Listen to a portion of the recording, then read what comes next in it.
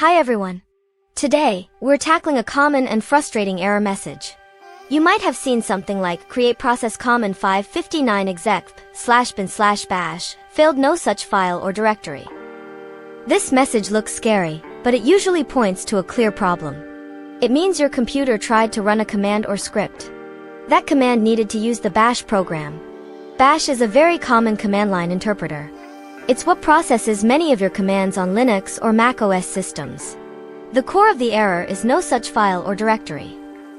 This tells us the system looked for bash at a specific path, typically /bin/bash, and couldn't find it there. So, why does this happen? There are a few main reasons. First, the /bin/bash file might genuinely be missing or corrupted. This is rare on a stable system, but it can happen after a failed update or accidental deletion. Second, the application trying to run bash might be looking in the wrong place.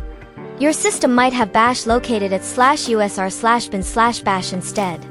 This difference can cause issues if a program expects the exact /bin/bash path. Third, your system's path environment variable might be misconfigured. The path variable tells your system where to look for executable programs. If /bin or /usr/bin isn't in your path, the system won't find bash easily. Now, let's talk about how to fix this. We'll start with checking if bash actually exists. Open your terminal. Type lsl/bin/bash and press enter. Then, type lsl/usr/bin/bash and press enter. If both commands return no such file or directory, then bash is indeed missing. If one of them shows file details, then bash exists, just not where the error message expects it. If bash is missing, the best solution is to reinstall it using your system's package manager. For Ubuntu or Debian, you'd use sudo apt install reinstall bash. For Fedora, it's sudo dnf reinstall bash. If bash exists but in a different location, like at /usr/bin/bash when the error expects /bin/bash, you can create a symbolic link. Be careful with this step. You can type sudo lns/usr/bin/bash/bin/bash. This creates a link so that when a program looks for /bin/bash, it's redirected to /usr/bin/bash. Always ensure you're linking to the correct, existing bash path. Next, check your path environment variable. Type $path in your terminal.